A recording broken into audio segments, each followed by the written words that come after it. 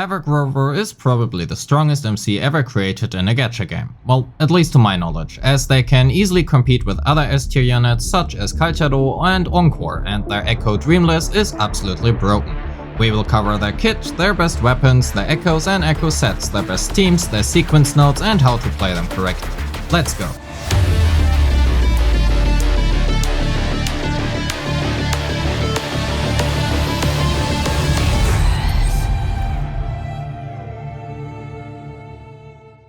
Before we head into the guide, I want to give a big shout out to Prydwen for their initial theocrafting work on Havoc Rover. A link is in the description, go check them out.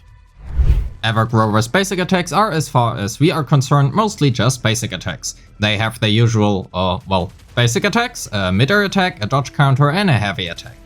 The heavy attack will become relevant later on when we talk about the forte.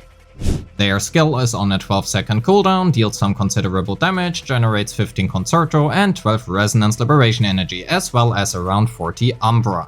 This skill is extremely important in Havoc Rover's Umbra generation, and what exactly Umbra is we will cover later on when we actually talk about the forte, so please bear with me for a second longer. Their Resonance Liberation deals some absolutely insane damage on a merely 16 seconds cooldown and 125 energy cost. The 1521 multiplier is probably the highest one in the game so far, well, outside of some insane paywall stuff like the Sequence 6.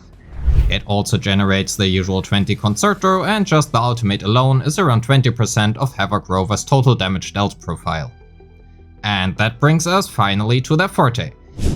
Havoc Rover's kit fully plays around the forte resource called Umbra. Using any attack or skill, they will generate Umbra. At 100, that means if their fort gauge is full, you can cast heavy attack Devastation to enter the Dark Surge state. Devastation is cast the same way you would cast any heavy attack.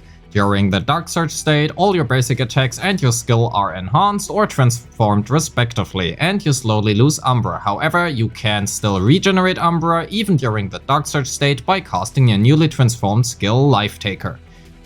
Not only does Life Taker deal considerable damage, it will also generate said Umbra and hence extend the duration of Dark Surge.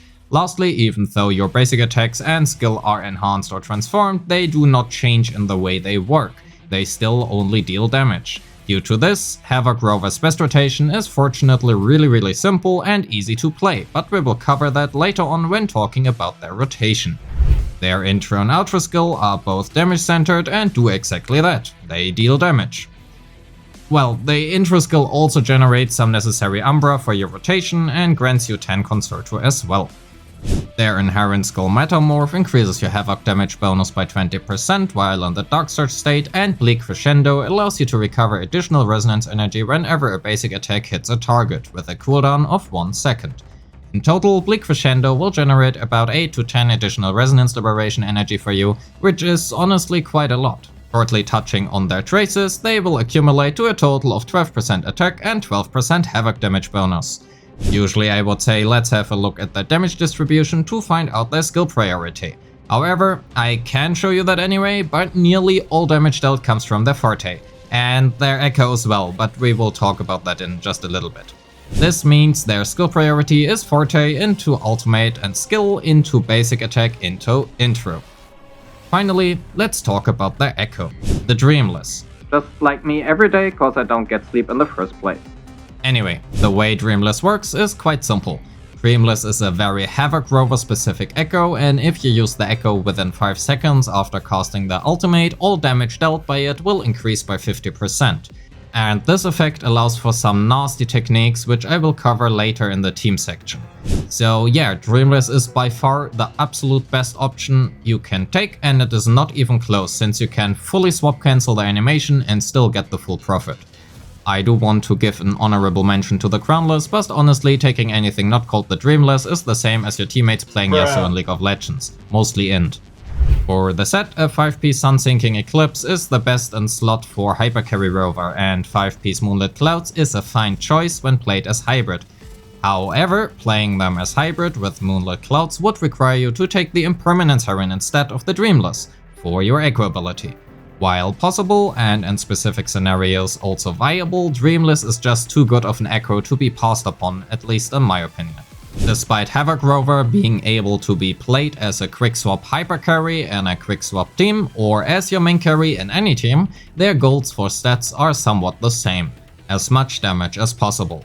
For the main stats, this means you want crit rate or crit damage on your 4 cost, favoring crit damage if you already have a considerable amount of crit rate or sequence 6 Havoc Rover, Havoc damage percent for your 3 costs and attack percent on your 1 cost echoes. Mixing Havoc damage percent and attack percent on your 3 cost echoes works as well, however you might lose a little bit of damage. Havoc Rover has an energy requirement of around 10 to 20%, favoring a lower amount. This also means 1 or 2 energy regeneration stub rolls are enough for you to cover this, and if you are using the 5-star weapon Emerald of Genesis on them, you are basically already good to go and we can fully focus on damage. So for the substats, our priority would be ER percent until around 10 to 20%, into crit values, into attack percent, and lastly basic attack damage, liberation damage, skill damage, and flat attack. As for the weapons, the standard 5-star Emerald of Genesis is by far their best on slot, not only providing crit rate but also energy regeneration and attack percent.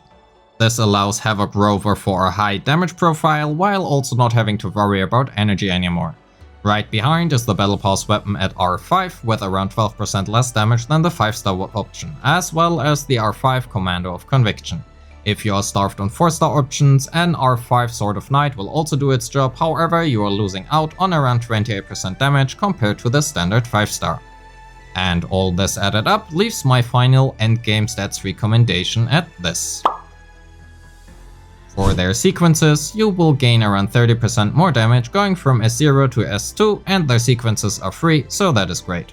At S6, Havoc Rover has the potential to come close to even some 5-star options such as Calcharo or Encore, while being considerably easier to play than those.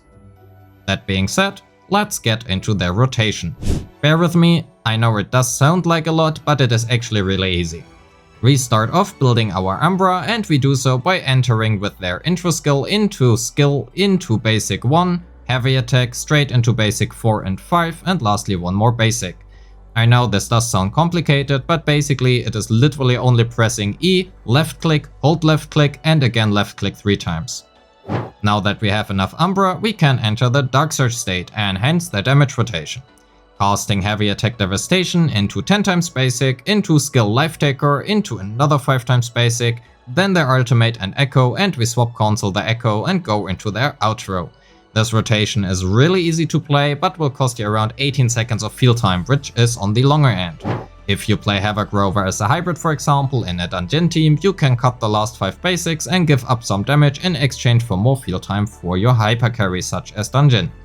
Which already brings us to the teams. I will start off with some cheese strats. So I already mentioned the Dreamless Echo being somewhat strong, and its damage is increased by 50% when casting it right after Havoc Rover's ultimate within 5 seconds.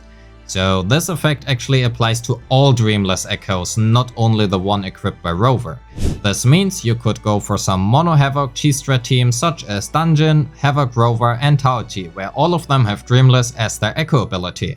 After casting Havoc Rover Ultimate, use their Echo, swap to Dungeon, use Dungeon's Dreamless, swap to Taochi, use Taochi's Dreamless and her outro to go back into Dungeon to start Dungeon's hypercarry rotation. This is relatively simple to pull off, and all Dreamless will deal 50% more damage. And if one Dreamless is already a lot of damage, 3 Dreamless are an insane amount of damage. Obviously, this team also works in a more traditional way, where Taochi, for example, can take the 5-piece Rejuvenating Glow set. If you have Arena, playing her instead of Taochi is another option. Baiji would work as well, but is a little bit harder to pull off. If you have Jianjing, the grouping she provides is great for that team as well, although the outro is considerably worse if your main damage profile is not ultimate damage, which, spoilers, neither Dungeon nor Havoc Rover have. However, Havoc Rover also deals a considerable amount of basic attack damage, which makes Sanhua another possible option as well, and that means a team of Havoc Rover, Sanhua and for example Arena does quite well. Again, other options such as Taochi, Baiji or Jianjing would do well in place of Arena as well. That all being said, Havoc Rover is quite a beast and very fun to play. I mean, they got a scythe after all. That's cool as frick, to be honest. Thank you so much for watching. If you liked this video, please leave me a like and a comment, cause the YouTube algorithm wants me to tell you to do that. Also, subscribe to not miss out on any future videos about Wuthering Wraiths. That all being said, I do wish you a great day.